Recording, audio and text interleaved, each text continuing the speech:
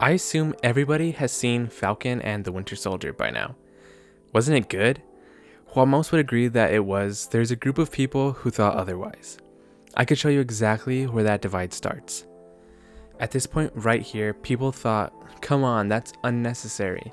This is supposed to be a comic book movie. That's exactly what it is. Marvel has always maneuvered through social justice and political movements with things like the X-Men, or even more blatantly with the Black Panther. I asked myself, what was the problem now? Why do we see men react to racial issues in movies now? We've certainly had issues for hundreds of years. I think that the ubiquity of social media and cameras is the biggest part of that change. There is a substantial amount of cameras used in this show and moves the plot along with speed. Similar to how recorded police brutality uploaded to the internet is a surefire way to get people talking and noticing other forms of injustice. While this is just a show, the content affects people watching it in real ways. For the greasy Redditors and the 4chan users that say the racially charged scenes were too much or heavy-handed, no, they weren't. Having a black protagonist in America is no small potatoes. These things have an impact on our world too, more than we realize. Seeing things like this can be a wake-up call for people, like, this is their struggle, how can I help? Or just seeing races in all roles. This could be someone's Fresh Prince or Strange Fruit. I know that this is nowhere near as iconic or of quality, but every bit counts. It counts to see someone look like you be on the big screen as a hero. There are 4 key moments when Sam Wilson is an echo of the black community in America. And the first is when he applies for a loan to fix his family's boat. There are things that happen in their universe, like being snapped for 5 years, that put him at a disadvantage. So ultimately, he doesn't get a loan from the bank, due to having no credit for the past 5 years. But this is just a stand-in for the myriad of disadvantages that black people have and other people of color while applying for mundane things like this, or a job, or whatever else.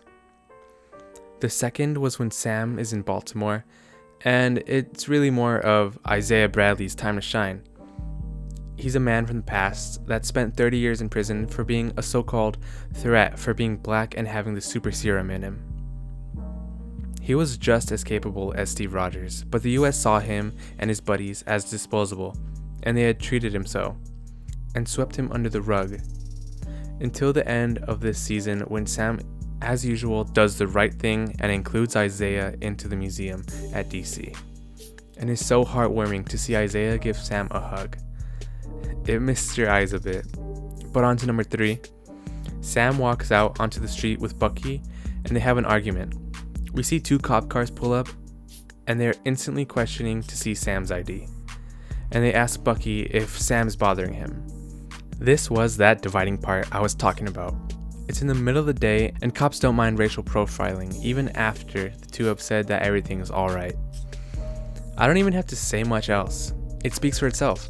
The way the director holds on Sam's reaction after realizing anywhere else in the world he's just a black guy, if not for the Falcon suit. Lastly, the most powerful scene was during the finale, when Falcon is now Captain America and he comes down carrying Carly Morgenthau.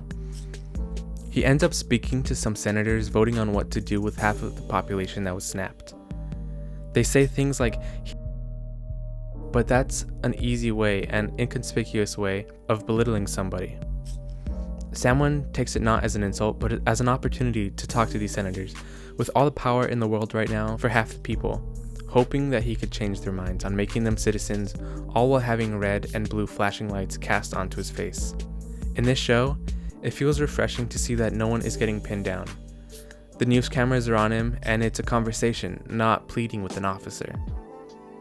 Overall, I was a fan of Steve Rogers, but I think I'm a bigger fan of Sam Wilson. For what he represents and who he is, creating discussions and movement regarding racial inequality is always important and has a valid place in pop culture and movies. I hope you guys enjoyed that video. If you did, you could drop a like and subscribe, and watch my last video on when Drake's gonna release his newest album, Certified Lover Boy. And then go over to TikTok and Instagram to check out some edits that I make, which I think are pretty good, at Apollo Times. Thanks for watching, and I'll see you later.